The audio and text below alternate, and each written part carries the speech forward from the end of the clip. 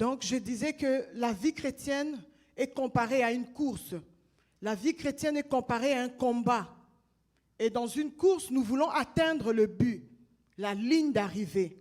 Ou dans un combat, nous voulons remporter la victoire ou gagner le prix. Amen. Ça, cette pensée, nous pouvons la retrouver dans Hébreux 12, le verset 1 et Apocalypse 3, le verset 21. Nous avons tout un combat à mener. Nous sommes dans une course. Nous courons vers le but. Et nous devons faire très attention en tant que chrétiens. Et nous réalisons que dans ce parcours, plusieurs choses, plusieurs réalités peuvent nous empêcher de vivre ou d'atteindre notre but, qui est le royaume des cieux. Comme je disais, parmi ces choses qui peuvent nous empêcher d'y arriver, ce soir, nous parlons de l'épuisement ou de la fatigue. C'est très important. Nous ne devons pas oublier que ces choses peuvent arriver dans nos vies, que ces choses peuvent combattre nos vies. C'est une réalité que plusieurs personnes dans l'Église connaissent. C'est une réalité que plusieurs personnes dans l'Église sont en train de vivre. Mais souvent, il n'y a personne qui a le courage d'en parler. Ou même, ils ne se rendent pas compte qu'ils sont déjà dans l'épuisement spirituel. Tout chrétien debout peut tomber. Alléluia. Tout chrétien qui sert Dieu peut s'affaiblir un jour. Et tout celui qui est zélé aujourd'hui peut demain baisser dans son zèle. Lorsque tu marches d'un endroit à un autre, tu dois faire des efforts. Peut-être que tu dois marcher vite pour remporter le prix. Peut-être que le trajet est très long. Et surtout que depuis qu'on nous dit que Jésus revient bientôt, ceux qui l'ont dit sont passés. Des générations sont passées. Jusqu'à aujourd'hui, tu peux te dire que j'attends toujours le retour de Jésus-Christ. C'est un long trajet que tu as à faire. C'est un long parcours que tu as à faire. Et dans ce parcours, tu vas rencontrer des choses. Tu peux rencontrer la fatigue. Et la fatigue, c'est normal. C'est quelque chose de normal qui arrive dans la vie de toute personne, de tout humain. Et en allant dans la chrétienté ou dans la vie spirituelle, nous nous fatiguons aussi. Amen, bien-aimés. C'est comme je disais l'autre fois, nous parlons à cœur ouvert. Souvent, on s'attarde à parler de la bénédiction, on s'attarde à parler du mariage. Mais comment est-ce que tu peux vivre ces choses si tu n'es pas vraiment ancré, ou si tu es fatigué dans la marche chrétienne, ou si tu es superficiel parce que tu es déjà fatigué? Nous pouvons nous attarder à toutes ces choses, mais l'essentiel aussi, c'est d'être fort dans notre marche chrétienne. Plusieurs peuvent tomber, comme j'ai dit. Tout chrétien peut tomber. Quand je parle de tomber, souvent, nous, on va penser seulement à l'impudicité. Tomber, quand la Bible parle de tomber, c'est-à-dire faillir, s'affaiblir. Alléluia. Ça peut arriver. Aujourd'hui, je suis debout et demain, je peux tomber. Je peux m'affaiblir. Nous le voyons dans la marche chrétienne. Et c'est sûr que tu connais des gens qui étaient peut-être zélés hier, mais aujourd'hui qui sont affaiblis. Des fois, tu regardes, tu te dis, mais qu'est-ce qui s'est passé? La façon dont cette personne aimait Dieu, la façon dont cette personne prêchait l'évangile, la façon dont cette personne craignait le Seigneur. Mais qu'est-ce qui s'est passé? Bien-aimé, l'épuisement, c'est une arme de l'ennemi. C'est une force de l'ennemi. Tout ce qui emmène le chrétien à s'affaiblir commence par l'épuisement spirituel. Comme le pasteur Thierry le dit toujours, qu'une personne qui tombe, par exemple, dans l'impudicité ou qui vole, Ne pensez pas que ce chrétien ou cette personne a juste eu en ce moment-là le besoin de pécher. Mais c'est quelque chose qu'il a commencé peut-être à ruminer depuis un temps. Pourquoi? Parce qu'il était déjà tombé dans la faiblesse. Pourquoi? Parce qu'il était déjà sorti de l'enclos, de l'environnement de la prière, de la consécration, de la concentration. Et vous allez voir que cette personne s'était déjà affaiblie sans que personne le sache. Mais en venant tout le temps à l'église, en étant là tout le temps à l'église, la personne a commencé à ruminer ou penser au péché. Le péché a commencé à le tenter petit à petit. Et dans la faiblesse, qu'est-ce qui se passe? La personne va tomber. Souvent, on verra des gens venir à l'église, surtout les personnes qui ont ce ministère de prêcher, le ministère, par exemple, de la modération, le ministère de chanter, des ministères que les gens voient, ou des grâces qui s'exercent et que les gens voient publiquement. Souvent, avec ces gens-là, on ne pourra peut-être pas remarquer que l'épuisement est déjà arrivé. Parce que c'est comme des choses qu'on commence à maîtriser. Alléluia. Vous savez qu'il y a des gens, ou nous connaissons des gens qui peuvent passer sur la chair pour prêcher tellement qu'il connaît la parole de Dieu, tellement qu'il a fait plusieurs temps, plusieurs années. Il maîtrise la chose. Il peut venir, il peut prêcher, il peut soulever les cœurs, il peut motiver les gens, il sait comment faire crier les gens, mais l'Esprit de Dieu n'est plus là. Pourquoi? Parce qu'il était déjà tombé dans l'épuisement.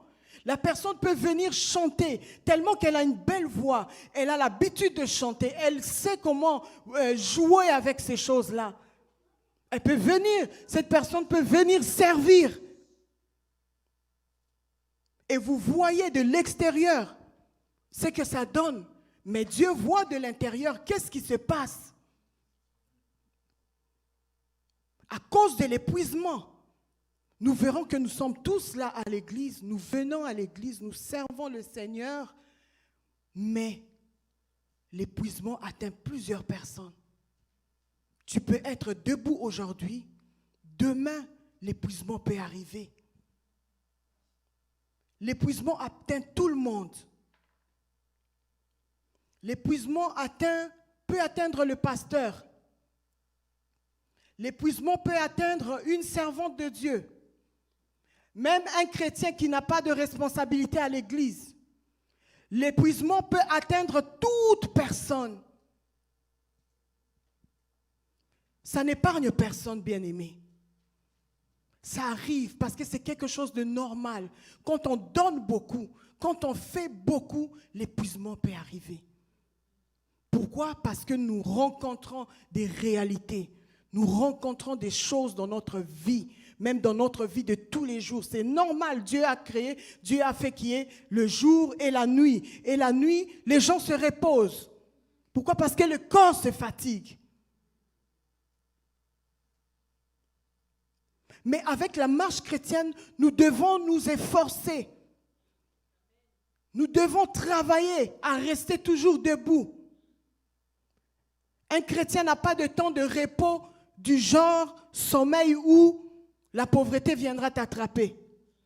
Ou bien l'ennemi viendra s'aimer quelque chose pendant que tu seras dans ce sommeil. Un chrétien ne s'endort pas spirituellement. C'est très dangereux pour nous. Parce que l'ennemi rôde. Il viendra s'aimer pendant le sommeil. Pendant que les gens dormaient, l'ennemi vient, il sème livré, il fait le mélange. Pendant que tu dors trop, la pauvreté peut te surprendre. Pour nous, enfants de Dieu, nous devons toujours demander la grâce de rester éveillés, de rester debout.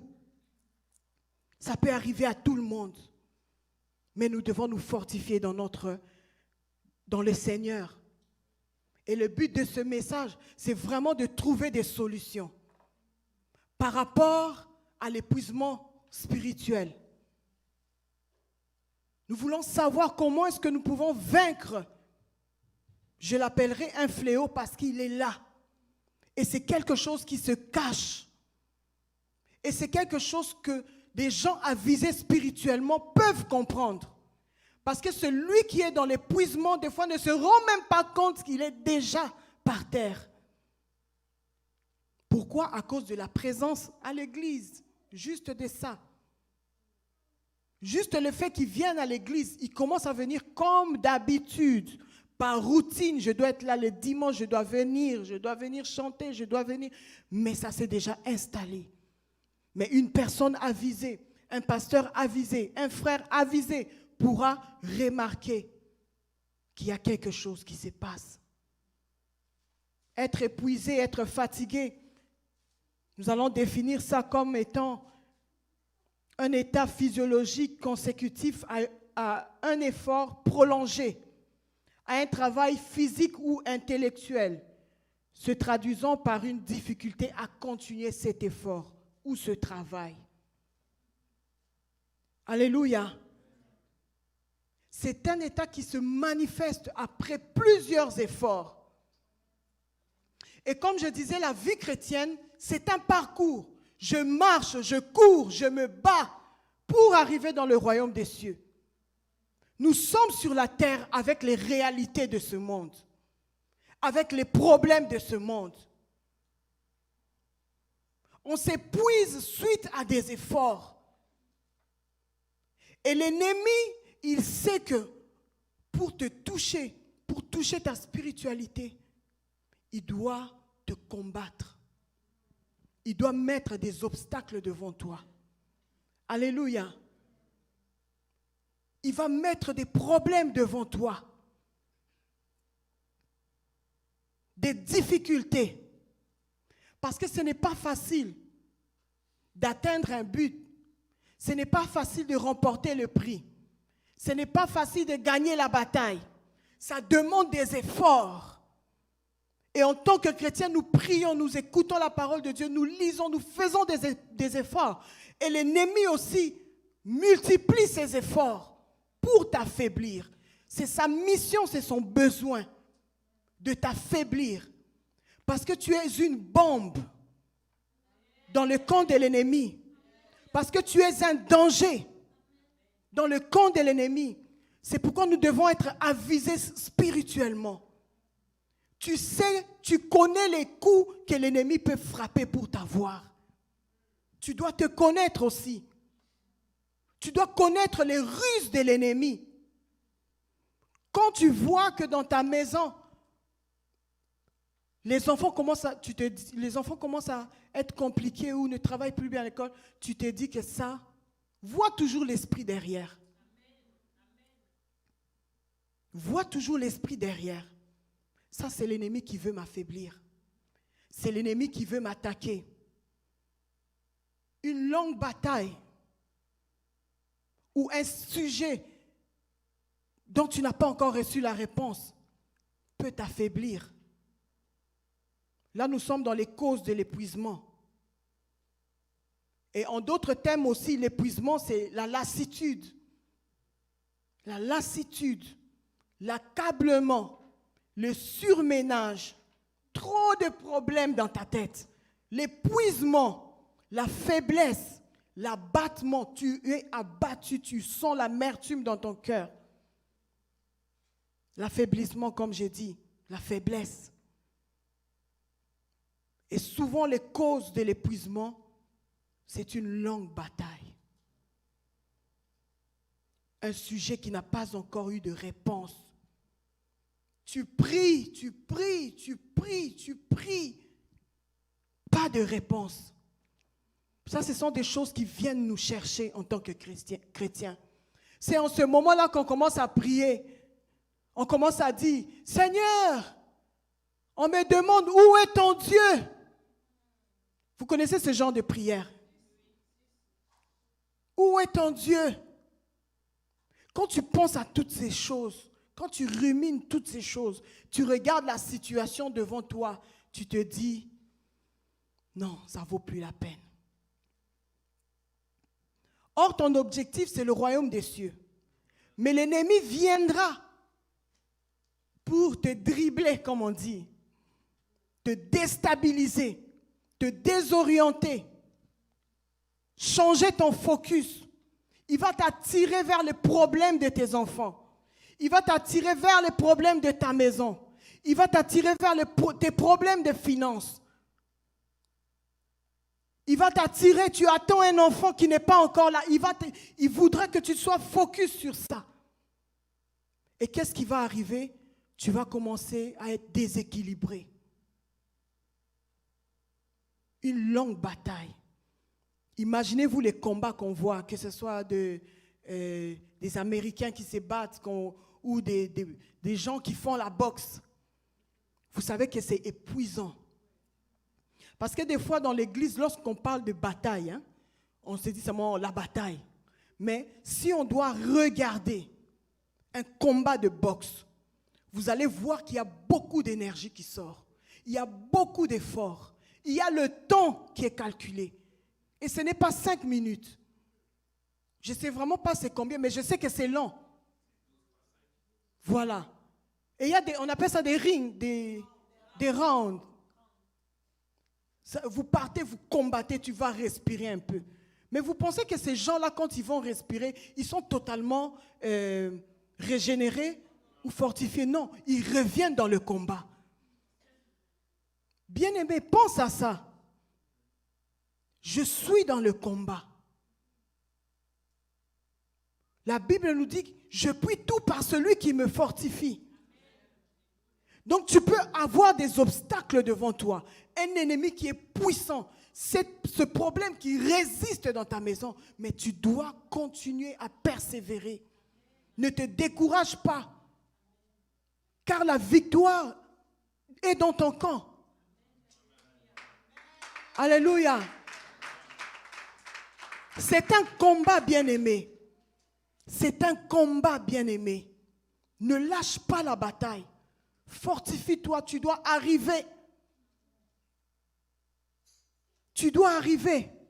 L'opposition aussi vient épuiser. L'opposition vient épuiser. Moi, je me rappelle de ma marche chrétienne quand j'ai reçu le Seigneur. Et en passant, lorsqu'on vient de recevoir le Seigneur Jésus, on pense que tout sera rose. Pour moi, c'était ça.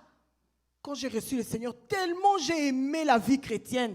Oh, waouh! C'était vraiment quelque chose de nouveau pour moi. J'ai beaucoup aimé l'ambiance avec les frères, les sœurs, et puis le zèle que j'avais, le feu que j'avais. Je sentais que oui, je serai toujours comme ça. Je serai toujours comme ça. Mais quand j'ai commencé à réaliser que dans l'église aussi, il y a des problèmes, que dans l'église aussi, il peut y avoir opposition.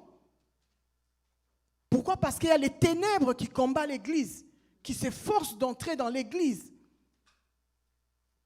Quand j'ai réalisé, j'ai compris la marche chrétienne, je me suis dit non, il faut juste persévérer.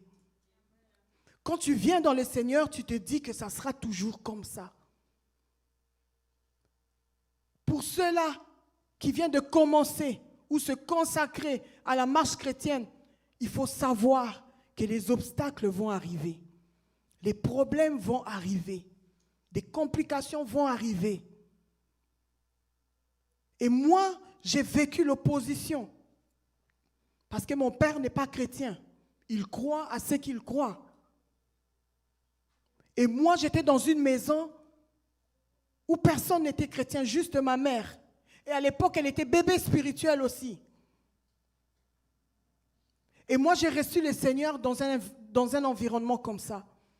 Il y avait l'opposition. Il y avait l'opposition, le découragement. Et même dans l'entourage, les amis qui me disaient, tu crois vraiment que tu pourras vivre la vie chrétienne? Ah, on t'attend ici seulement dans 2 mois. Dans 1 mois. Mais aujourd'hui, ça fait plus de 20 ans que je suis dans le Seigneur. Et je précise, 20 ans de sanctification. S'il vous plaît. Ceux qui ont suivi les messages de Pasteur Thierry comprennent ce que je dis. Il y a des gens qui peuvent dire que j'ai fait 10 ans, 20 ans dans l'église, mais qui a vécu seulement 1 année de sanctification. Et 1 année partagée en 1 semaine, et puis en 2 jours, Quand on fait l'addition, ça lui fait 1 année en 20 ans.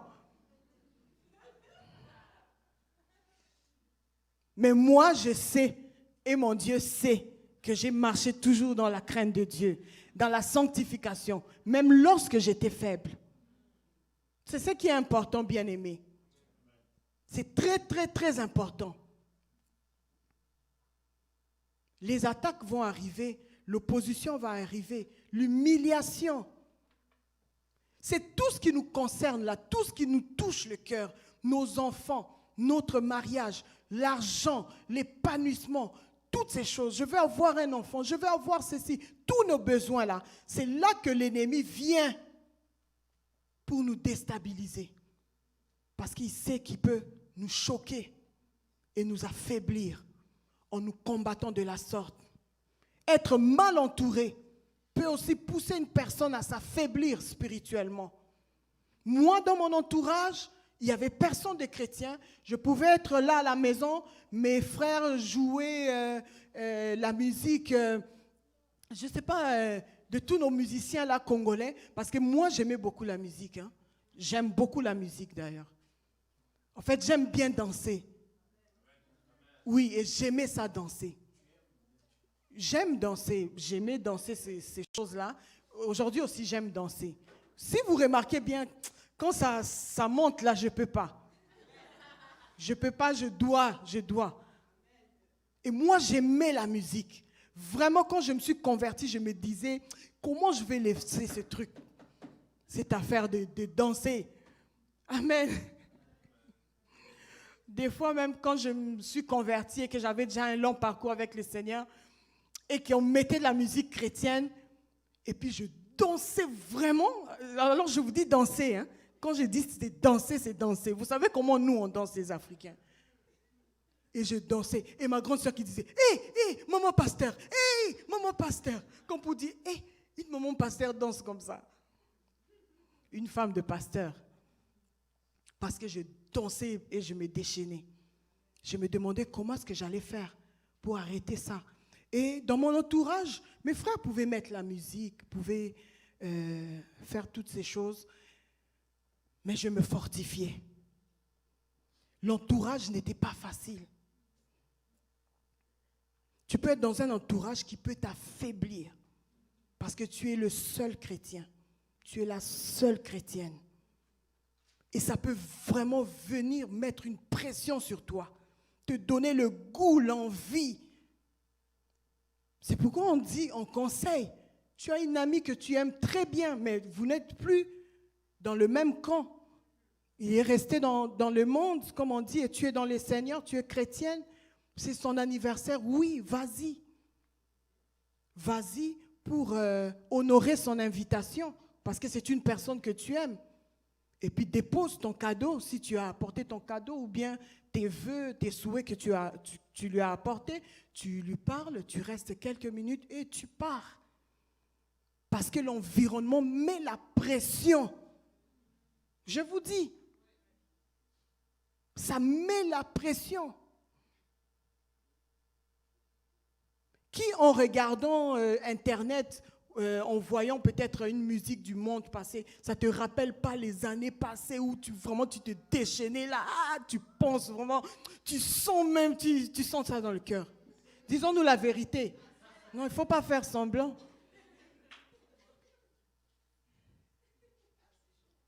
Vous comprenez? L'environnement met la pression.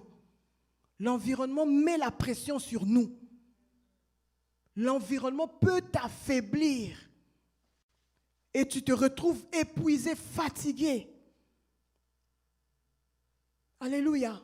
Il y a beaucoup de choses. Les paroles des gens dans l'environnement. Tu te donnes au Seigneur. Surtout les gens qui avaient soi-disant une mauvaise vie avant. Une vie de fête, de débauche, une vie vraiment agitée. Quand ces gens-là se donnent au Seigneur, leur environnement n'est jamais facile pour eux.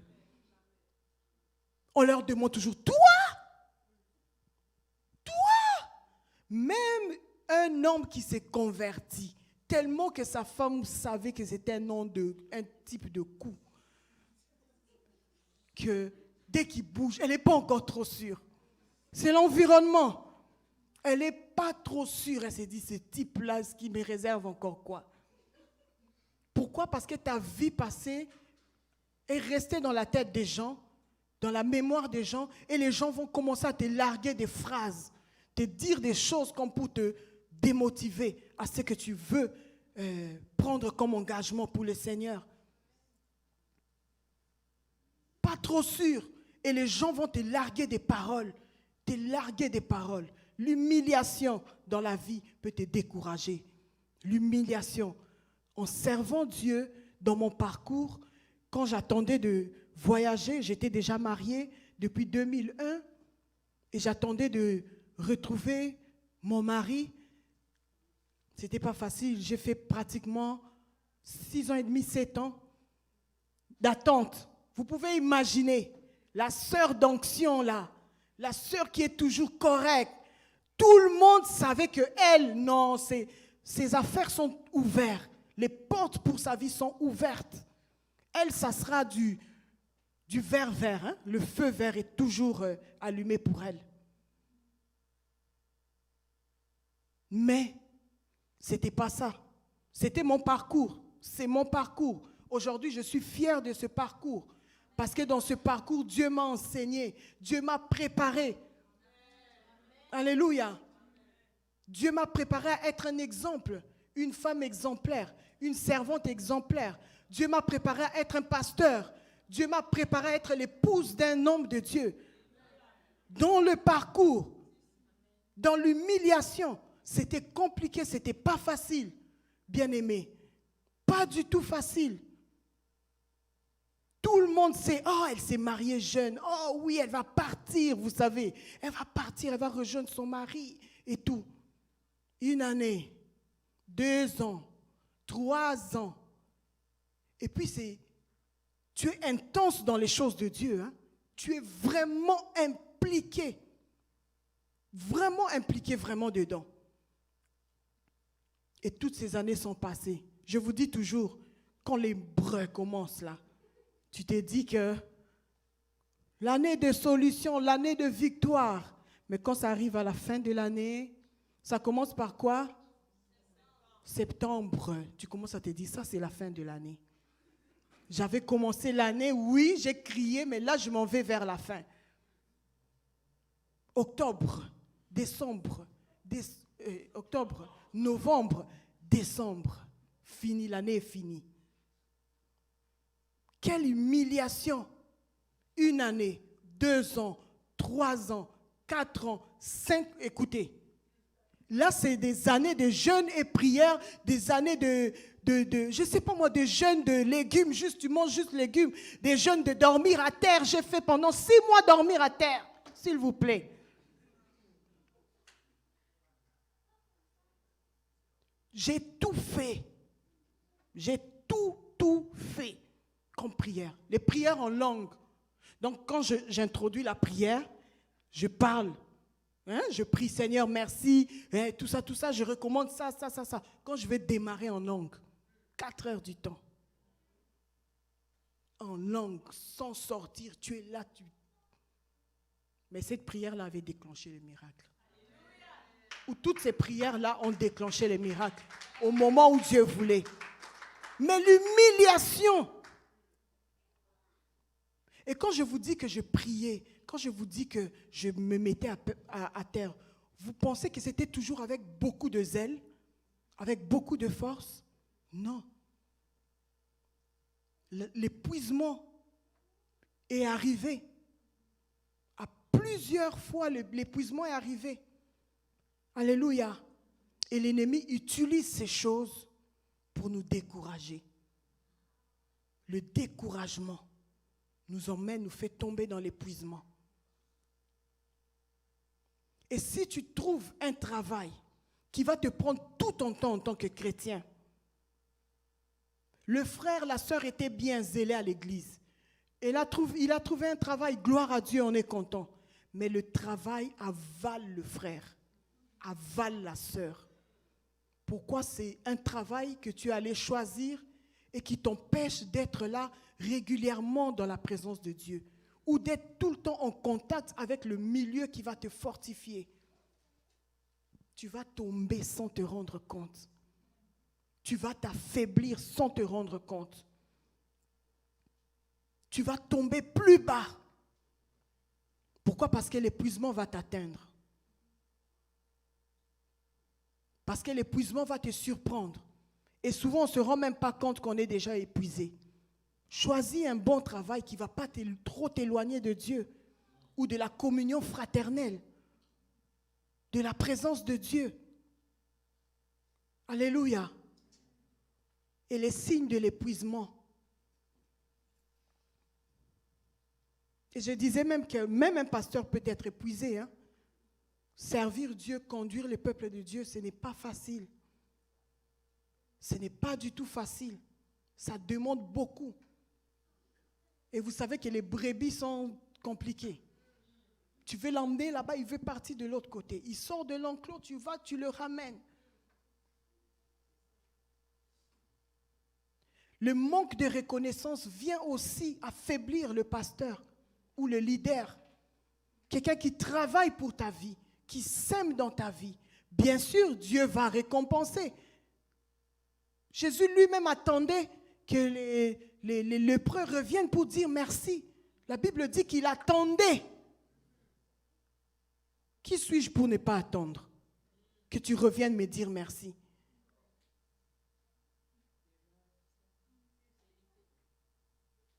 Même tes parents attendent que tu dises merci.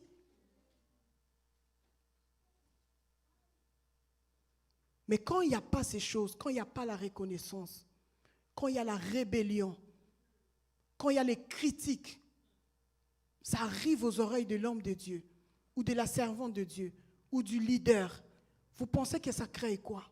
Ce sont des armes que l'ennemi met en place pour déstabiliser le ministère, pour déstabiliser les serviteurs de Dieu.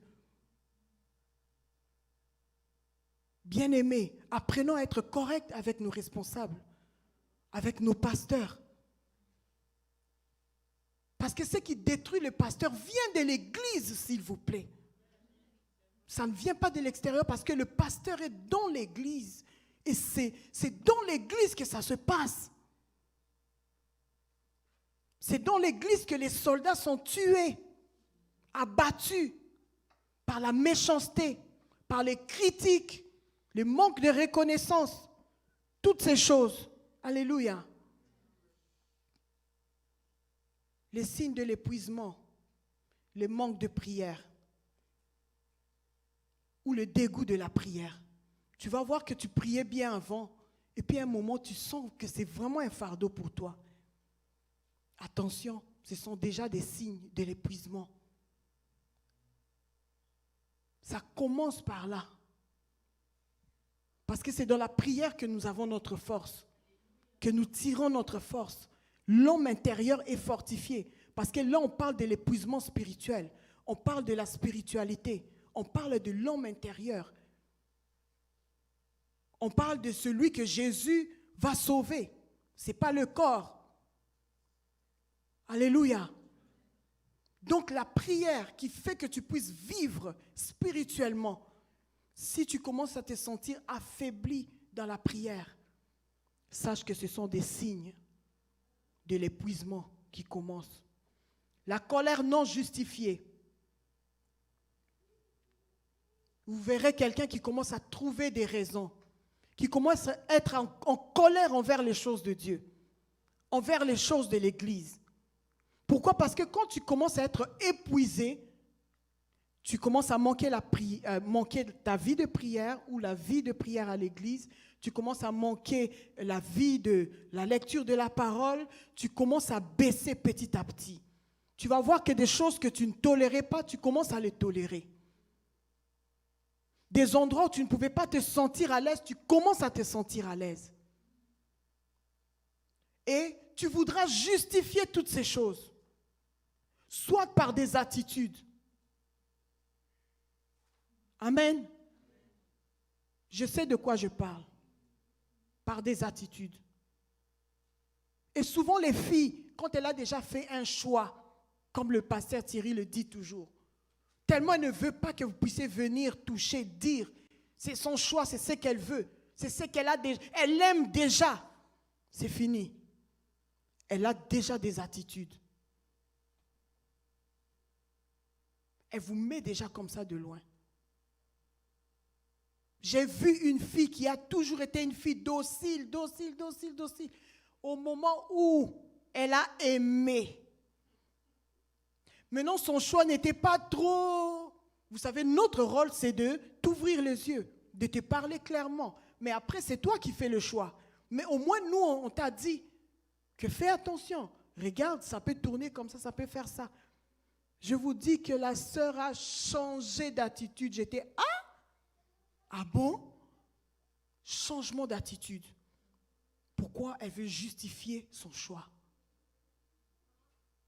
Quand quelqu'un commence à être déjà épuisé spirituellement et qui commence à ruminer des choses dans son cœur, il n'est plus capable de prier, il voudra le faire tomber sur une autre personne. Je vous le dis.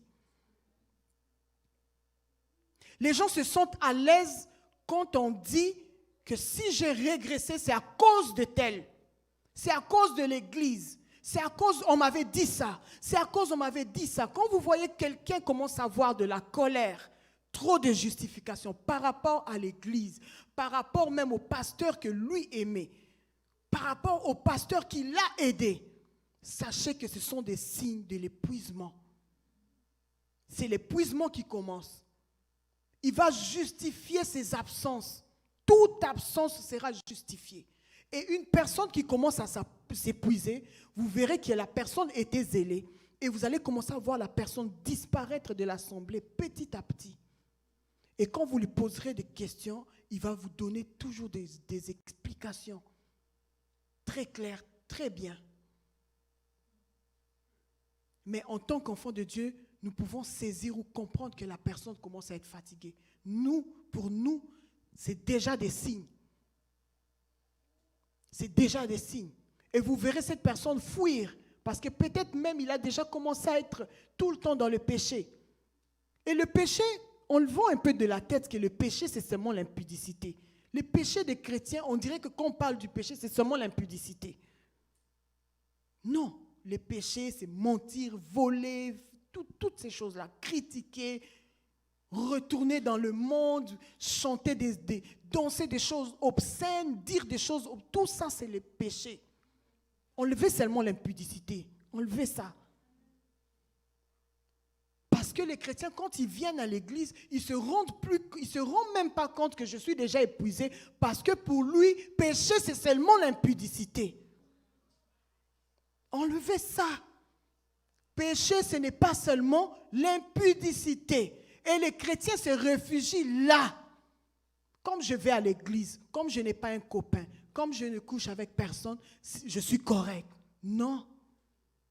Si tu as arrêté de prier, si tu as arrêté de bien parler, de lire la parole de Dieu, de faire toutes les bonnes choses que le Seigneur exige, tu commences déjà à tomber dans le péché.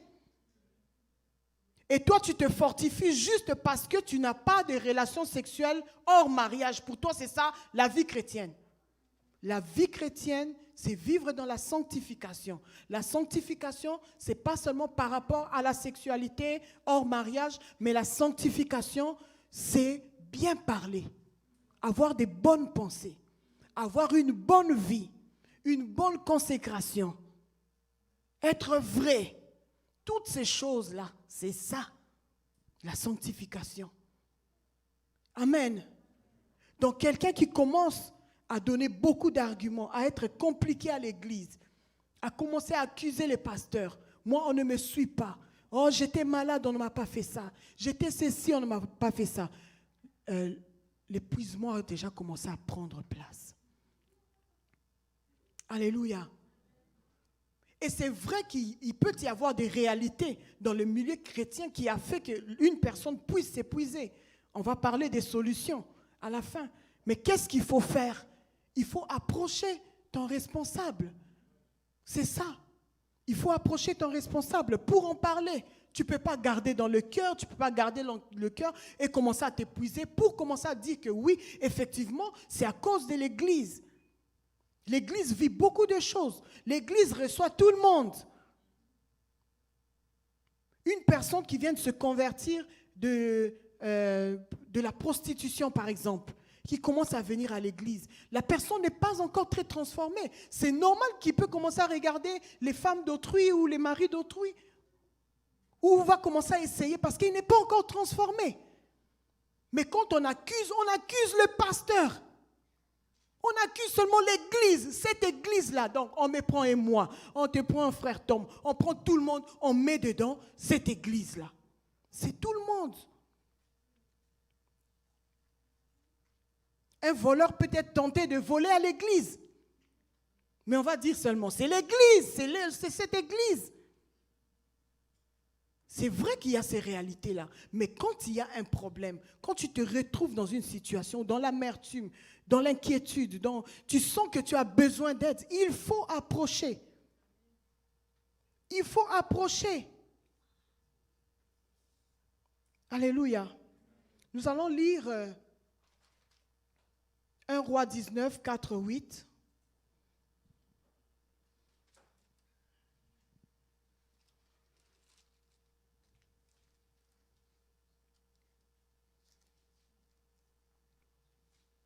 Je lis au nom de Jésus.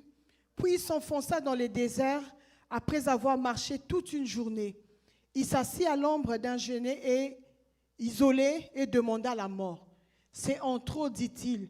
Maintenant, Éternel, prends-moi la vie, car je ne vaux pas mieux que mes ancêtres. Il se coucha et s'endormit sous le genêt. Soudain, un ange le toucha et lui dit, « Lève-toi et mange. » Il regarda et aperçut près de sa tête un de ces gâteaux que l'on cuit sur des pierres chauffées et une cruche pleine d'eau. Il mangea et but, puis se recoucha. L'ange de l'Éternel revint une seconde fois, le toucha et dit, « Lève-toi, mange, car autrement le chemin sera trop lent pour toi. » Il se leva, mangea et but, puis, fortifié par cette nourriture, il marcha 40 jours et 40 nuits jusqu'à la montagne de Dieu à Horeb. Cette nourriture, c'est la parole de Dieu que je te donne. Cet homme, Élie, venait de livrer une grande bataille. Il était dans un parcours. Il venait d'avoir une victoire. Mais il a été menacé, comme j'ai dit tout au long de mon introduction ou du développement que j'étais en train de faire.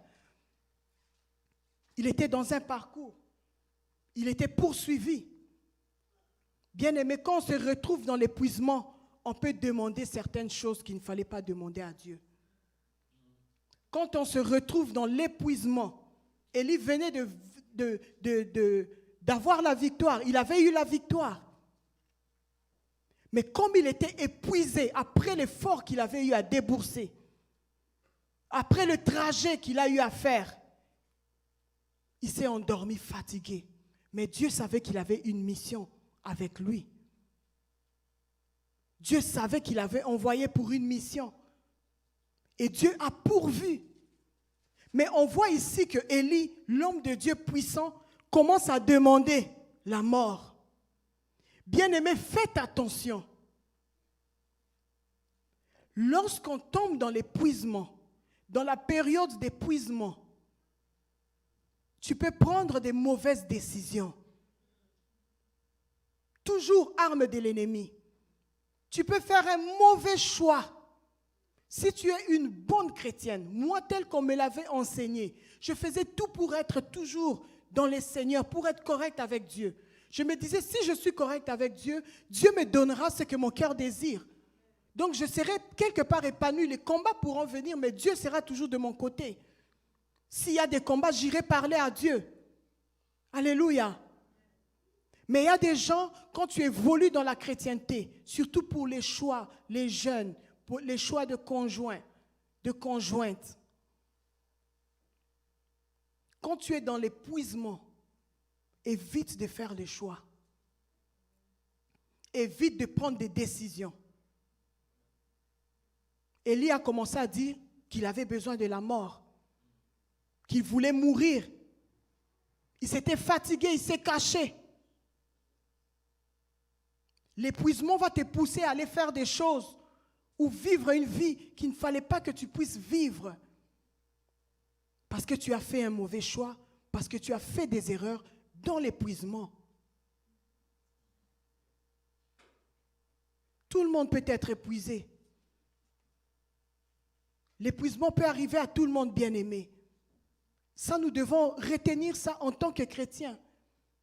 Il n'y a pas quelqu'un qui fera le gros dos pour dire que je n'ai jamais été épuisé. C'est faux. C'est faux. La Bible nous montre comment Dieu a fortifié ses serviteurs. On nous montre Moïse dans le combat avec Amalek. Il s'est assis et on a soutenu ses bras. Il avait déjà livré la bataille pendant longtemps. Il a combattu, il a résisté pendant longtemps. Mais là, maintenant, il fallait qu'il ait de l'appui. Jésus, même en marchant, il s'est fatigué, il a eu soif. Dans Jean. Alléluia. Mais qui es-tu pour dire que la fatigue ne pourra pas arriver? Ça peut arriver à tout le monde et ça arrive. Bien-aimé, et il y a des solutions pour ça. Il y a des solutions pour ça. Qui va dire qu'il ne s'est jamais fatigué? Même au Congo, vous connaissez la chanson qu'un groupe a chantée. Je suis fatigué, mets-moi au dos. Il parle de quelle fatigue?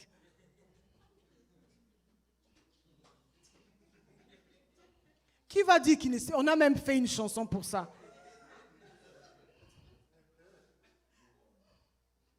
Qui met qui au dos? Jésus, je suis fatigué. En fait, ils ont voulu juste dire dans notre façon de voir africaine que quand on est fatigué, on peut mettre un enfant au dos. Il parle à son grand frère ou à son père que je suis fatigué, mets-moi au dos en fait. Fatigué des problèmes, fatigué des combats. C'était ça leur pensée. Alléluia. C'est ça leur pensée. Si tu ne connais pas la chanson, va voir ça. Et tu vas entendre le rythme en fait de la chanson. Quelqu'un qui est fatigué. Amen. Qui va dire qu'il n'a pas traversé l'épuisement? Et peut-être qu'au moment où je suis en train de parler, il y a des gens qui traversent ce temps d'épuisement. Et souvent, les chrétiens prennent ça comme un sujet de honte. Comme si ça vous rabaissait. Je veux juste vous dire aujourd'hui que ce n'est pas un sujet d'humiliation. C'est normal que l'épuisement arrive. C'est normal que la fatigue arrive dans la marche chrétienne. Mais qu'est-ce que nous devons faire? Nous allons conclure là. La clé pour sortir de ce problème, il faut avoir beaucoup de courage et de sincérité pour accepter ou avouer son état. Parce que je vous ai parlé des ministères des gens qui sont exposés. Souvent, ils croiront que si je suis fatigué, c'est humiliant pour moi. Qu'est-ce que Ravenne va penser de moi? Qu'est-ce que pasteur Thierry va penser de moi? C'est normal. Est-ce que tu peux dire aux voisins, c'est normal, l'épuisement? Ça arrive. Il faut avoir beaucoup de courage pour accepter, être sincère et avouer son état. Beaucoup se cachent. Nous devons arrêter de nous cacher. Et il y a des gens qui commencent à être épuisés, mais ils veulent se convaincre qu'ils sont bien. Il faut arrêter cette bataille dans ton cœur, parce que tu vas te retrouver plus bas. Plus bas. Et avoir un bon entourage, avoir un très bon entourage va aider aussi à ne pas tomber dans l'épuisement ou à sortir de l'épuisement. C'est-à-dire des amis qui craignent Dieu, qui confessent la même foi que toi, qui peuvent te comprendre, des aînés dans la foi. Ton pasteur, ton responsable qu'on a établi, tu peux l'approcher, tu peux approcher un frère pour lui dire que voilà, je n'arrive plus à prier. Depuis que telle situation était arrivée dans ma vie, ça a baissé ma foi. J'ai besoin d'aide. Comme la Bible nous dit dans Romains 15, 1.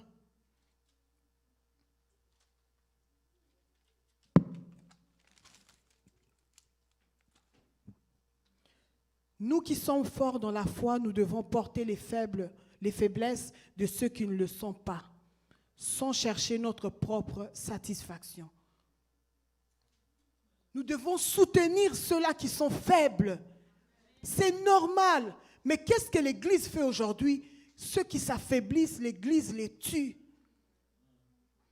Quand un frère, je ne parle pas d'un frère ou d'une sœur qui s'est rébellé, ça c'est autre chose. Amen. Un frère, une sœur qui s'est rébellé, c'est autre chose. Là, on parle d'un frère ou d'une sœur qui s'est découragé dans la foi. Ça ne doit pas être un sujet de mépris, un sujet de moquerie. Il faut plutôt aller chercher la personne pour soutenir la personne, pour fortifier la personne. C'est ça le rôle de l'Église. Si tu sens que tu n'es pas capable à ce niveau-là, viens voir le pasteur. Dis-lui que j'ai remarqué telle chose. Et le pasteur saura comment intervenir. Tu ne vois pas une sœur à l'église, ça fait un bout, appelle la personne. Demande-lui comment ça va. Et si la personne est sincère, comme on vient de dire, et reconnaît son état, pourra dire que je suis fatigué. C'est normal de nous dire que je suis fatigué. C'est normal, c'est naturel de nous dire que pasteur, je suis fatigué, j'ai besoin d'aide. Parce que la Bible nous recommande de soutenir ceux-là qui sont faibles. Le psaume 110, le verset 7. Je voulais dire aussi, être dans une église vivante. C'est important.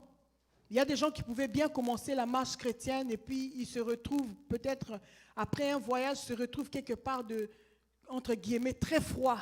Il n'y a pas beaucoup de prières et tu passes des problèmes, des complications. Mais tu restes là seulement au nom de la famille. Tu restes là au nom des années. Alléluia. Il faut toujours chercher un environnement qui est propice, un environnement qui va te booster, un environnement qui va t'encourager. La Bible nous dit dans le psaume 110, le verset 7. En chemin, il s'abreuve, il boit l'eau d'un torrent, puis relève la tête. Est-ce qu'on peut nous lire dans l'autre version? Il boit au torrent pendant la marche et c'est pourquoi il relève la tête. Alléluia. Il boit au torrent pendant la marche. C'est pourquoi il relève la tête. Bien-aimé, tu dois boire au torrent. Boire au torrent, c'est la solution que nous t'avons présentée ce soir. Tu dois aller prendre de l'eau pour que tu te sois fortifié. Tu dois manger, comme l'ange avait dit à Élie. Lève-toi, mange et bois, car le chemin est encore long. Le chemin est encore long.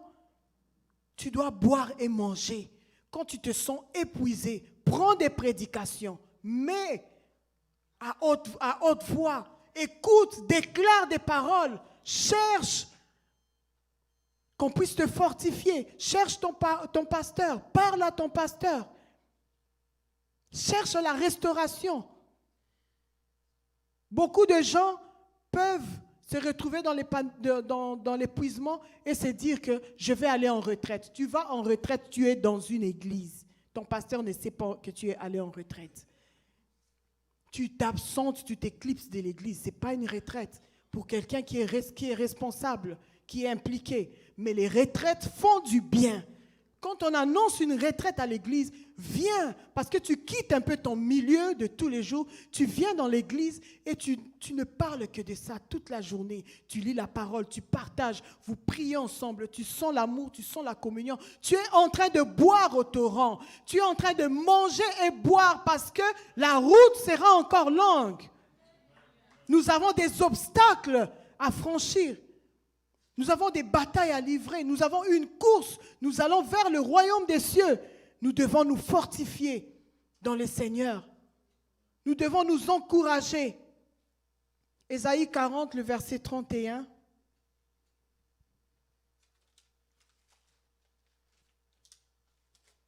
Est-ce qu'on peut nous projeter Ésaïe 40, le verset 31?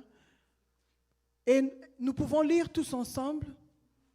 Mais ceux qui se confient en l'Éternel renouvellent leur force. Ils prennent le vol comme les aigles.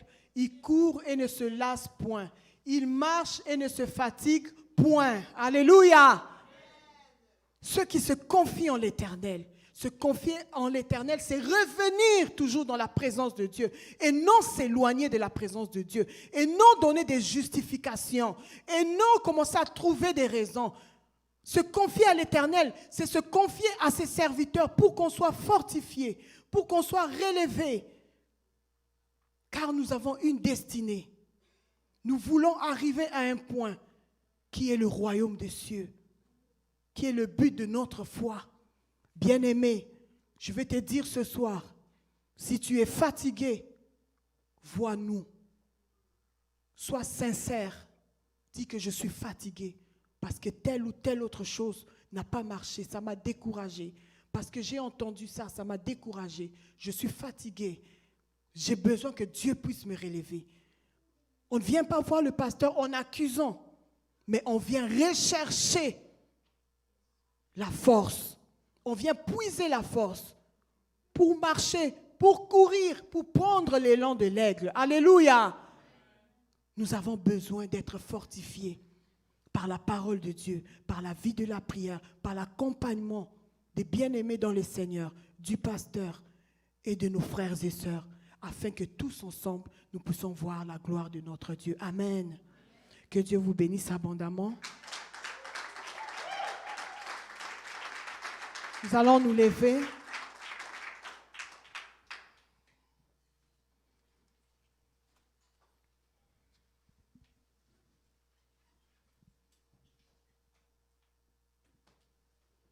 Nous allons nous lever, nous allons prier. Tu vas parler au Seigneur selon que tu as écouté la parole de Dieu. Bien-aimé, c'est des sujets très importants pour ta marche chrétienne. C'est un sujet vraiment capital qui va faire que tu puisses arriver. Même aux bénédictions que tu attends, tu dois être fort, tu dois rester dans le Seigneur en attendant le ciel. Prie que Dieu puisse te fortifier. Prie que tu aies le courage de dire, Seigneur, je suis fatigué. Pasteur, je suis fatigué, j'ai besoin d'aide. Nous élevons nos voix et nous prions. Alléluia.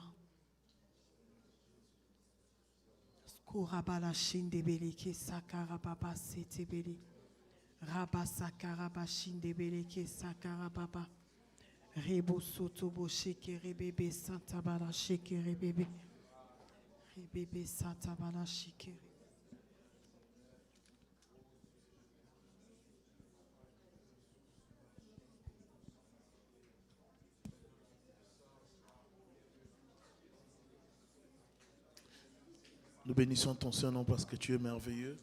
Viens nous fortifier, Seigneur, par le Saint-Esprit. Viens manifester ta grâce, ta gloire dans nos vies. Étends ta main sur nous.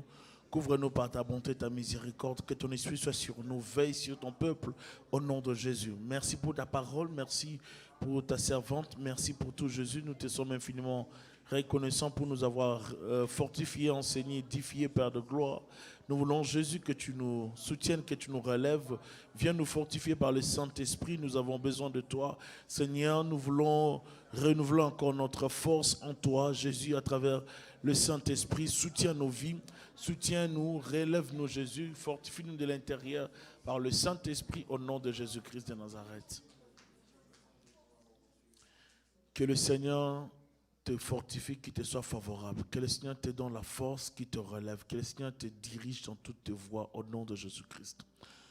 Qu'il enlève l'épuisement autour de toi, dans ta vie, qu'il te fortifie de l'intérieur, qu'il te donne la force, l'énergie pour que tu puisses persévérer dans le combat, dans la foi. Au nom de Jésus, nous avons prié. Amen. Que le Seigneur vous bénisse abondamment. On peut acclamer le Seigneur.